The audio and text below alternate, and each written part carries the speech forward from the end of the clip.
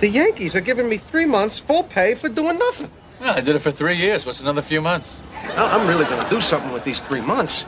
Like what? I'm going to read a book. From beginning to end. In that order. I've always wanted to do that. I could learn to play golf. You mean golf? Golf! Frisbee golf, Jerry! Golf with a frisbee! This is going to be my time. Time to taste the fruits and let the juices drip down my chin. I proclaim this the Summer of George! Andy, Jason Alexander keeps winning. We're going to keep using that clip because, by the way, I can always use George Costanza in my life. But seriously, it's August 22nd, and Jason Alexander is arguably our second best pitcher.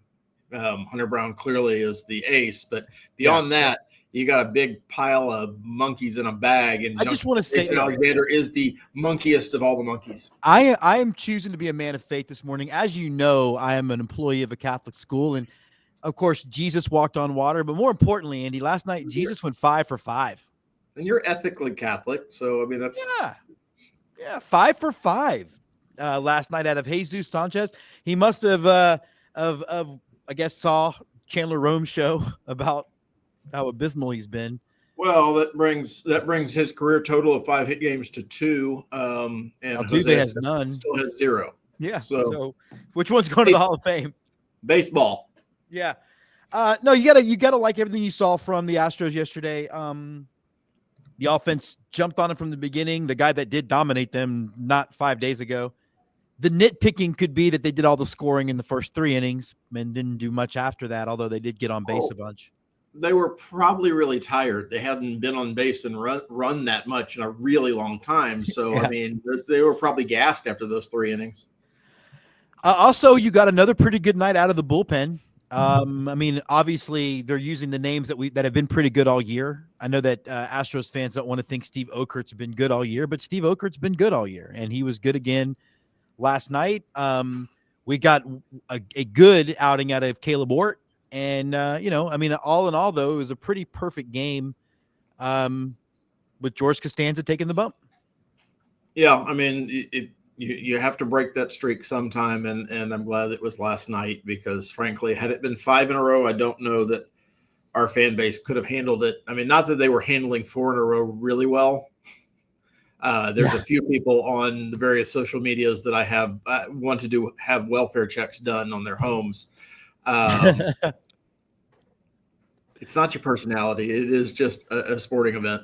Yeah. Your entire well-being, But there are some people who have held out hope. I'm not necessarily one of them, that what we've experienced really the month of August, and some could argue since the All-Star break, is a lull, and that they were going to come out of it because there is enough talent on this team, that most of which is healthy, that they should be playing better than they have been.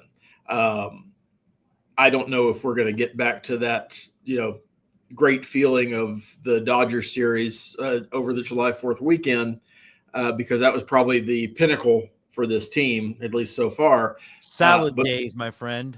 But being in a place where you feel like you're competitive every night would go a long way towards easing the psyche of the fan base and the players, frankly, because they need to have something good happen for them, because for the last couple of weeks, it's just been bad after bad.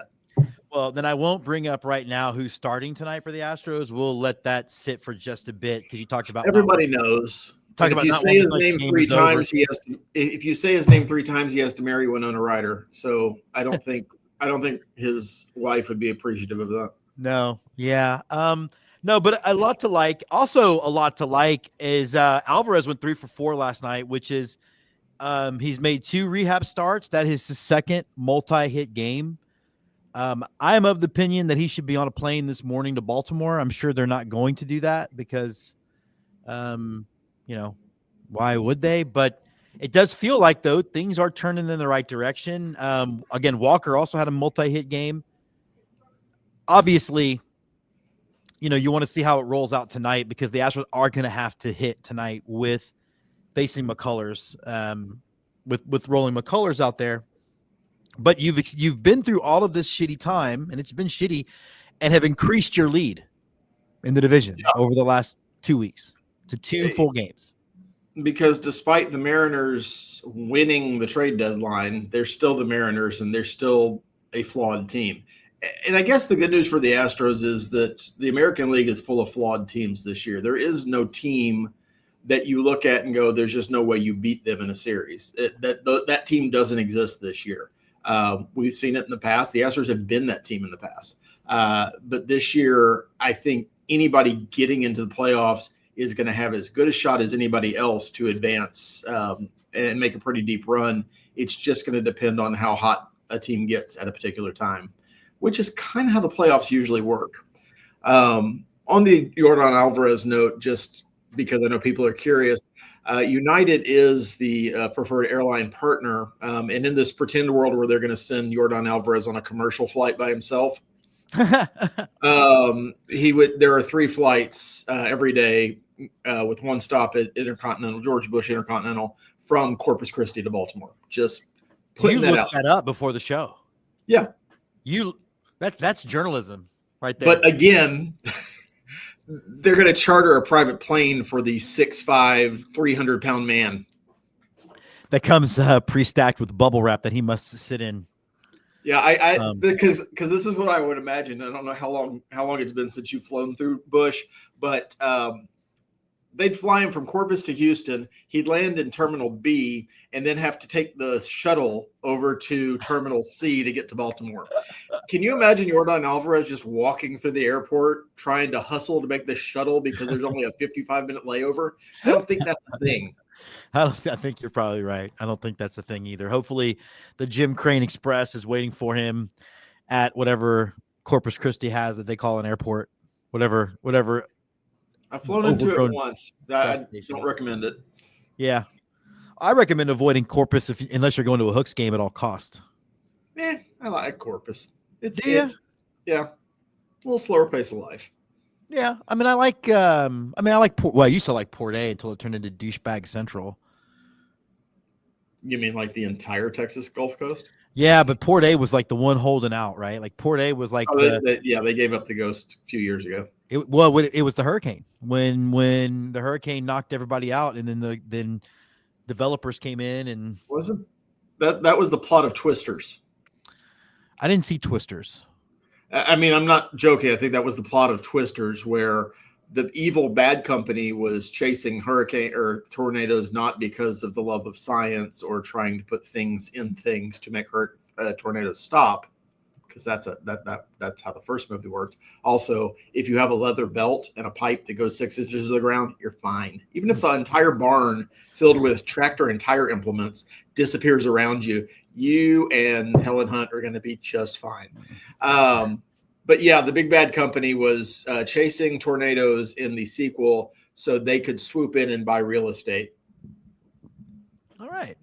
I know that is happening on Kauai after the fires. Yeah, I mean, it is a thing that happens. So Maui, no fires on Kauai. Where were the fires? Maui, in Lahaina. Maui, that's right. So it's happening in Maui then. Oh yeah. Where and doesn't Otani own one of those companies that was doing that, or is that a different Hawaii real estate scam? Is there some reason that we're not allowed to talk about the fact that Otani might not be a good guy? Yeah, there is a reason. He is the face of Rob Manfred's Major League Baseball. Except that's Aaron Judge.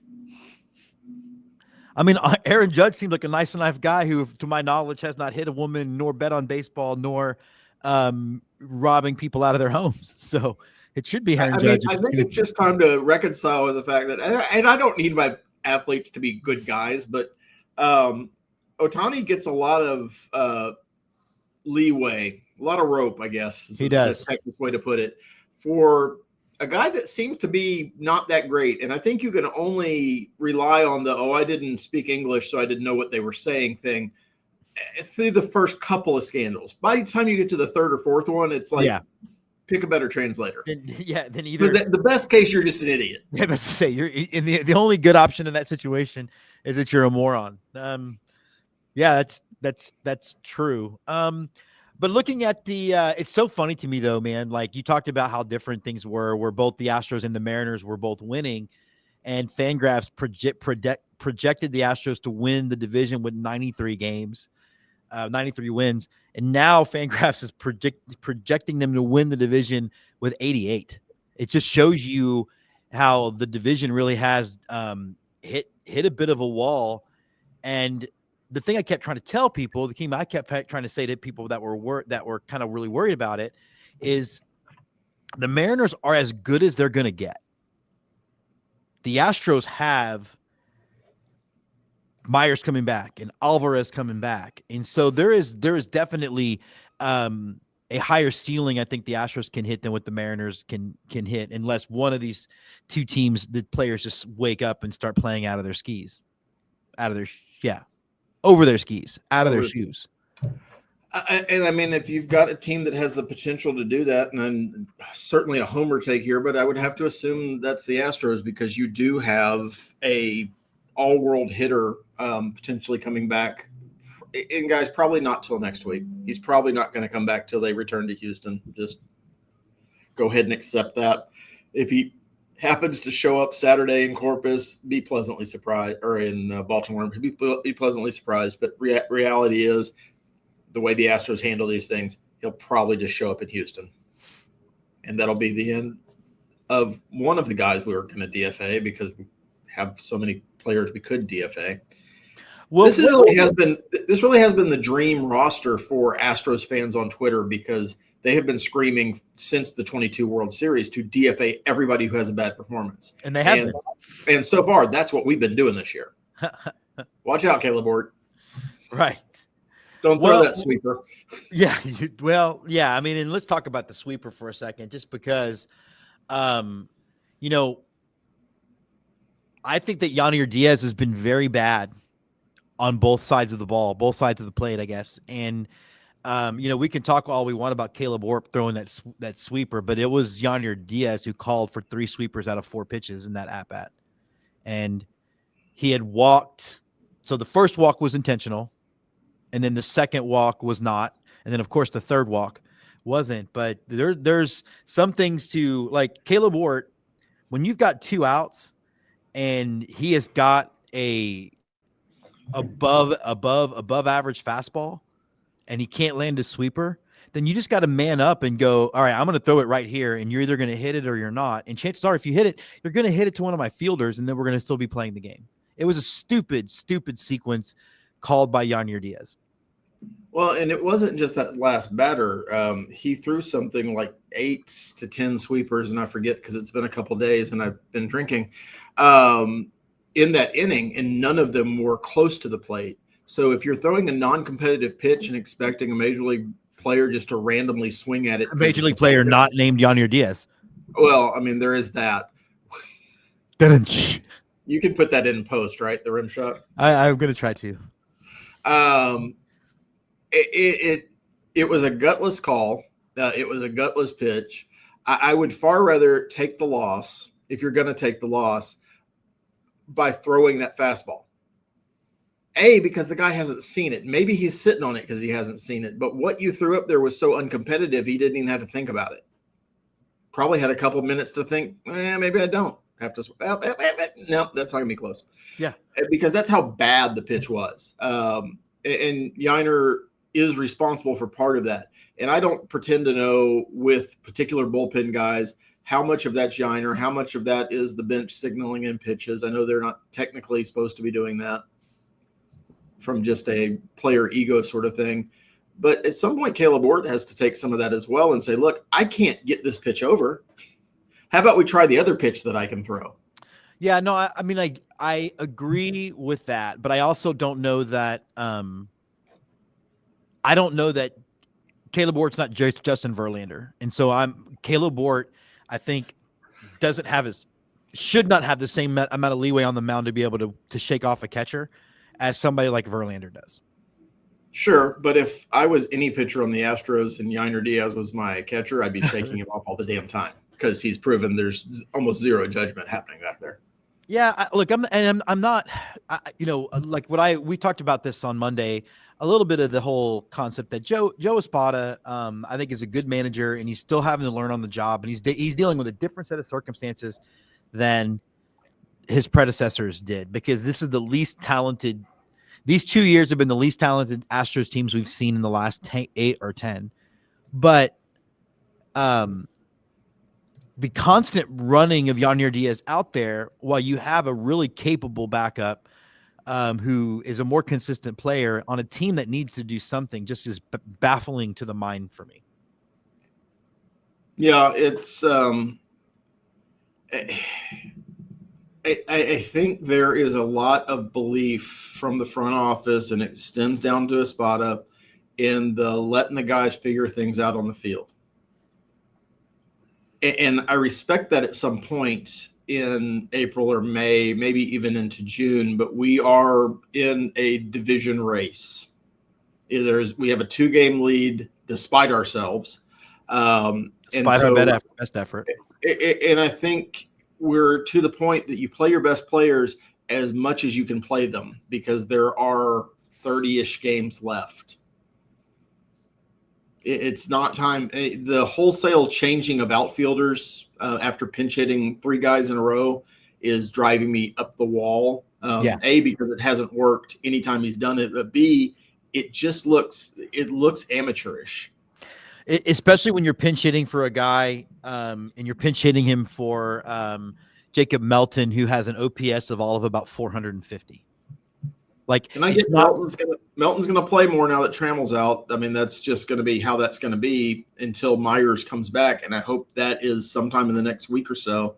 But Myers' defense out there is we are missing that defense. Like, for anybody who thought that it was overblown how good of a defensive center fielder he is, we have missed that his presence out there for sure. But even knowing that you have to play Melton more, why would you put a rookie who is struggling in that position to begin with? That part doesn't make any sense to me. Well, especially to the point that I think most of us that know baseball in 2025 know that the main job of the manager in today's game is the managing of the ego, managing of the psychology of the player. And you're putting a kid who's not been very good in a very bad position, and shockingly enough, he didn't come through. Yeah, I don't think it's all that shocking, frankly. Melton has some fans in the organization, and he has talent, but he would not have seen the major league roster without this plethora of injuries we've had. He's clearly not ready. We've seen it. It's not. He hasn't even had the Bryce Matthews series in Arizona or the equivalent of that to make you think he might be ready. God, that feels like a year ago, doesn't it? Remember Arizona? That was great. So speaking of remembering, you remember this? It's a visual cue. All right, we got this guy now. What do we think of the Craig Kimbrell signing?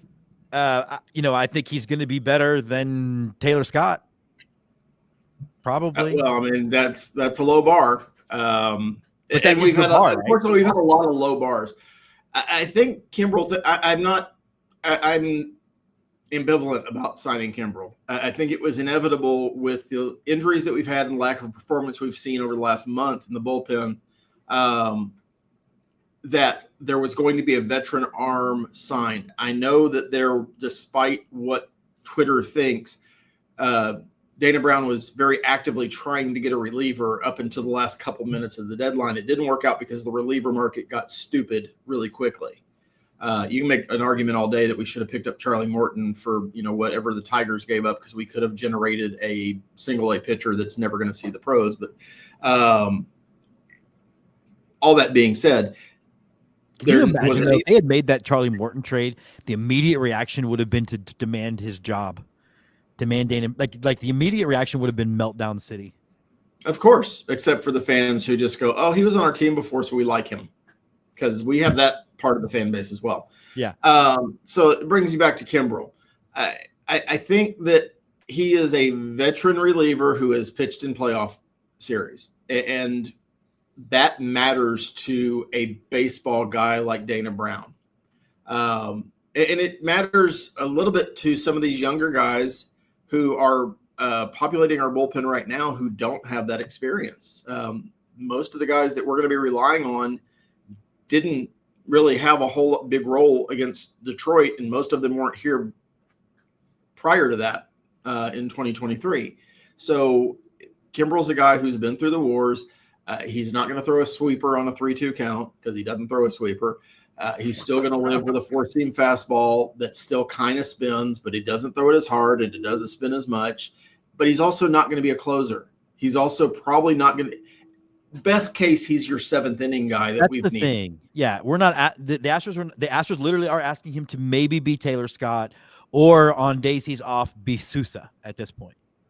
They're not asking him to be Brian Abreu or Josh Hader. Yeah, I mean, and it looks like the way the Astros are going to line up the bullpen, barring any other moves, it's Abreu for your leverage in the 8th or the 9th, Sousa for the rest of that, and Kimbrel fills a gap between the Ryan Kings of the world and those two guys.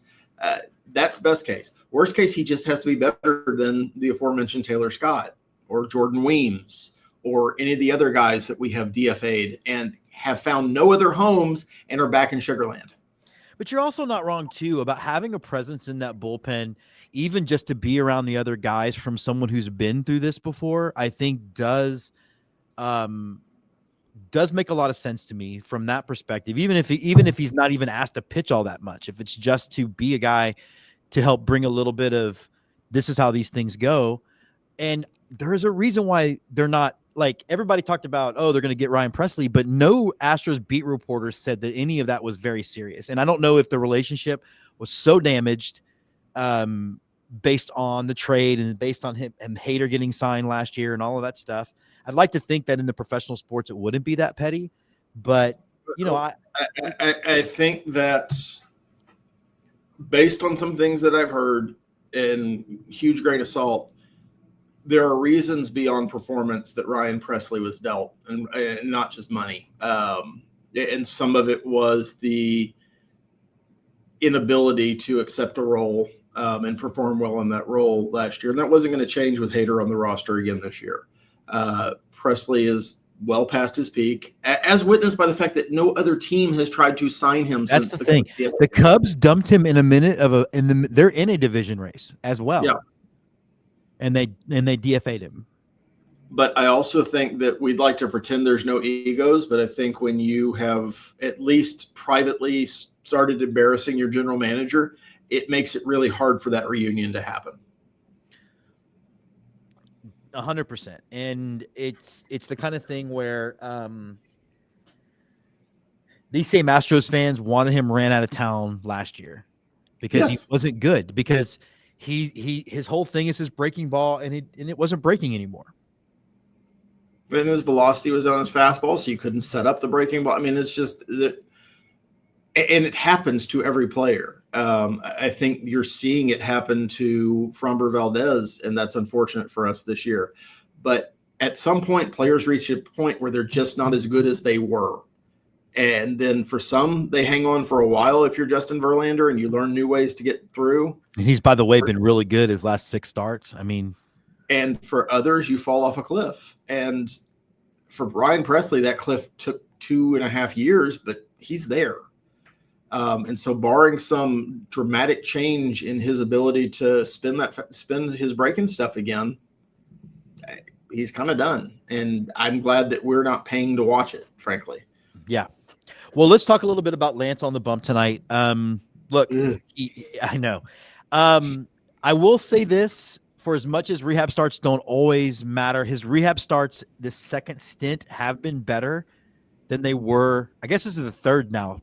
This is like the third run of rehab starts he's had, right? Because he had the rehab starts before the first injury. Didn't he have like some kind of muscle pull or something that put him back on the IL for a bit? And now his foot. His foot. He stepped wrong off the mound or something. Yeah, well, it happens to the best of us. I actually injured myself while love making the other day. Yeah, that's a thing that happened. So is your hand okay? My hand's good to go, man. It doesn't even matter. Like, my hand's a gamer. Okay, my hand's like Bob Gibson, not like Ryan Presley. All right, I got to be honest, I got a wrist like Bob Gibson. I'm gonna put that on the tagline of the show. Wrist like Bob Gibson. Tim's got a wrist like Bob Gibson. But no, his numbers in his rehab starts were better this last time around. Do you feel like there's any reason to have any kind of hope that he can figure it out? I mean, that's all we have right now. We have hope in a contract that I think lasts through next season. Rebellions are built on hope. I'm not rooting against Lance McCullers Jr. and my faces that I make when you mention his name, and it has been completely based on the results. He's been non-competitive in, I think, all but 2 starts that he's taken the bump this year. And blisters don't typically take, what are we at, 31 days to come back from. So there was something that he needed to try to fix. I hope he fixed it because, believe me, the Astros need a reliable 5 guys that they can roll out every 5 days for the rotation for the rest of this year. Part of the giant issue that we've had over this last month or so of just lethargy has been we're down 5 runs by the time the second inning rolls around. And that's on the starters. Let me just, before you continue, let me just weigh in on that, because for everybody that wants to blame the offense, and the offense has more than its share of blame, but no offense, any offense is in a hole of 5 runs down because you change your approach when you go up to the plate. And especially for an offense that seems built on seeing a pitcher multiple times, getting into a rhythm. We don't have a lot of slug right now. That mountain just gets bigger. And if you notice, a lot of the Astros wins this year have been scoring late in the game, or even coming back from a run or two because you're seeing the starting pitcher a third time, or you're getting into the bullpen. And we've seen it with 2 of Fromber starts. When you're down 5 runs in the first inning, it doesn't matter. No offense can reliably come back from that. Yeah, and unfortunately, that's what we've seen so many times since the All-Star break. Is just you're looking up at a massive, massive deficit, and you're right. Every player goes up trying to hit a home run instead of staying within themselves. When this team has scored a bunch of runs, it hasn't been on the back of home runs, last night notwithstanding. It's been on guys hitting single after single after single. That's, I mean, what we were driving the Dodgers crazy with in that series. That's what we were driving the Red Sox crazy with just last week. It's just last week, yeah. It's funny too, man, is like, even if you had won the series against Baltimore, you wouldn't have been so pissed about Detroit, because Seattle caught Detroit at just the right time. They were not playing good baseball. And then the Astros end up catching Detroit back on their upswing. Like, we knew it was going to happen. Mm-hmm. Yeah. And that's, baseball.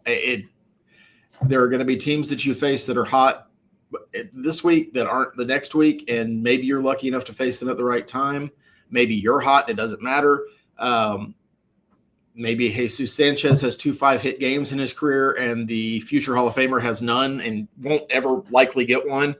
All of those things are what I think draws people back to the game, is that it is completely unpredictable in the small sample size. So in the confines of a series, there's a lot of weird things that can happen. Where your talent wins out is over the long haul, which is why this show continues to stick by the idea that winning the division is the thing that is most in the control of a team and the most impressive feat in a season.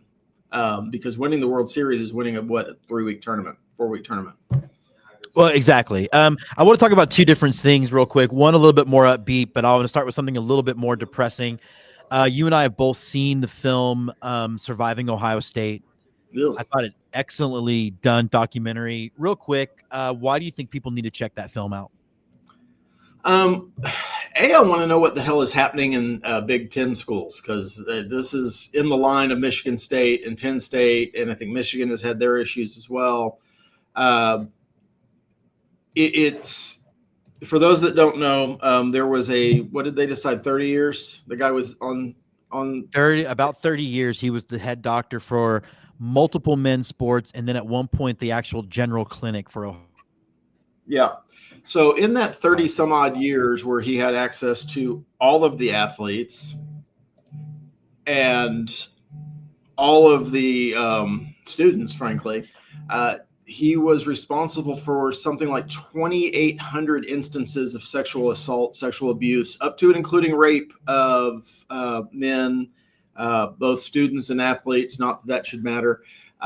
And the extent and the length that Ohio State went to ignore it, to cover it up, to kind of apologize for it after the guy died, and then to keep their foot on the neck of the people that dared to bring a suit against the school. And that part's still continuing. Kind of is a great way to put it too, because they talked about the settlements that Penn State gave the survivors, and then they talked about the settlements Michigan State gave the survivors, and then the Ohio State's was like 10% of that, which was just ridiculous. Yeah, it's if you like sports documentaries, this is probably not the thing for you because it is not a feel-good story. You don't the team doesn't win at the end. But I think it's important for us to watch things like this. A, it's very well done, but B, I think it's important to understand what goes on when an entire organization decides to remain silent about something that's obviously a problem, and how it festers and grows and the damage it does to the individuals who are affected.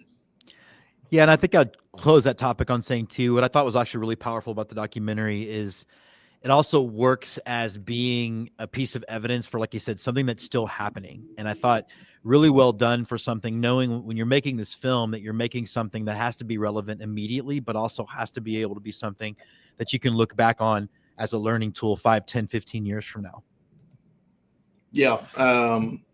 And you would like to think there's no need for that sort of thing. You would like to think that. And even when I brought it up to you, you didn't know what I was talking about because you hadn't heard of any of this. Right. No, I mean, and partly because I think we're dealing with the whole, well, there's a bunch of tough men. Why are they having issues? I think that that's part of the issue. Well, and that was probably the most, a lot of disturbing things, but one of the things that was the most glaring to me was the feedback, because people dared to step up against Ohio State, the fan base in Ohio and I guess around the country, because Ohio State is a national brand, just coming down on these guys with every bit of hatred and gender bias, I guess is a nice way to put it, about how that none of it could even be possible because these are men and they would have just fought back. Yeah. Well, yeah, definitely got to see the documentary. Last thing, man, I'm actually excited about it. I don't know where you stand, but Manfred has essentially talked about what we've all known is coming, and that's going to be expansion.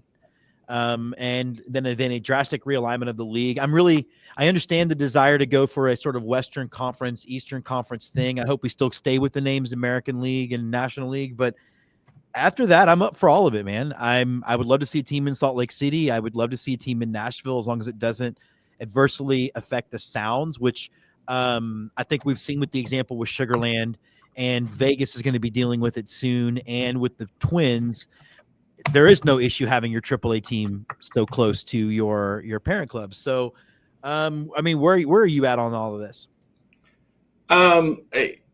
I think it's past time. I think it's time to fix the divisions. I think it makes the playoff picture a little bit easier. If you have, as most of the models indicated, 8 divisions of 4 teams. And I'm all for the idea of geographic rivalries, but actual geographic rivalries and not ones, I'm not going to pick on baseball right now, but the Cowboys being in the Eastern Conference has always been and it's historical, and I get it, but travel-wise, it doesn't make sense. If baseball is going to continue to pretend that they suffer for money because of travel costs, then make it right. From a fan perspective, the fact that the Astros and the Rangers are in the AL West is almost criminal, because there's a couple of weeks every year where their fan bases just can't watch baseball because the games aren't starting till 9:00 at night. Oh, my students can tell if I've stayed up till 2 a.m. watching an Astros game and they lost. They can tell from my face. Yeah, and if you're going to stay up, I mean, you might as well see a win, and that doesn't always happen. So unless you're going to start guaranteeing wins, then that's different. It would make sense. The expansion, I think, is overdue. I think there are markets that certainly can support a major league team. Of course, ownership has to be involved, and those have to be strong groups, or otherwise you end up with a Oakland A's situation or a Tampa Bay situation. So I'm hopeful that two groups are going to emerge. I know the last time this bubbled up, either Portland or Salt Lake City seemed to be the strongest groups out west, and then Nashville was probably the strongest group in the east. But there's some talk of Charlotte. There was some talk Charlotte. of I've seen Raleigh, Durham. Which, yeah. And I think Carolina, you just lump into one thing, and they'll stick it in the middle of the state. Wherever there's not a mountain, and they'll be fine if that's where they go. But that would go a long way towards fixing some of the weirdness. Selfishly as an Astros fan, I don't love all of the suggestions that I've seen about where the Astros end up. So I've tried to focus on just revenge. All I really want is Bud Selig's Milwaukee Brewers to not be in a division with the Cubs, because that's the whole reason we got kicked out of the National League, is because he needed better gate. There is no other reason. But if we end up in a division with the Rockies and the Rangers and the Royals, okay, that's a division the Astros should win 7 out of every 10 years. Yeah. I would love to be back in a division with the Cardinals again, but I don't know that geographically would make a lot of sense. But either way, just, first of all, I actually would. My model was a little bit different. I had us in a division with the Royals, the Rangers, and the Twins to keep us all in the same time zone. But either way, a regular road trip to Minnesota or Colorado, there are worse places to go watch a baseball game, for sure. Well, we'll see how it's going to go. I mean, that's the thing. We're gonna figure all of that out when we get there. But I'm kind of hoping it happens sooner than later. I kind of hope it's one of those things that when we come back from the work stoppage in 2027. I mean, who knows what baseball's going to look like at that point? San Antonio may be in the mix. I mean, honestly, like we've talked about this before offline, but a team positioned to take advantage of the Austin metro area and San Antonio, I mean, those are two really big tax bases you could draw off of. And I don't think the University of Texas would care, as opposed to putting a football team there. They absolutely would care, right? Like, and that is the professional sports team in the city of Austin. Andy, that's going to wrap us up for today. We're going to be back Monday because it's going to be game week for the Aggies and the Longhorns. Yeah, we probably need to talk about the whole 9-game schedule that the SEC is going to embark on going into the 2026 season. I guess Texas is never going to get to experience playing Texas State or Prairie View or Tarleton or one of the other NAIA Division III type schools that the SEC gets to play in November. I'll certainly miss it because it usually was the easiest thing to get tickets for. Yeah, that is true. And as we've discussed, November college football is supposed to be in a sweatshirt, maybe under a blanket, gray skies. We don't get that in Texas until maybe the last part of November.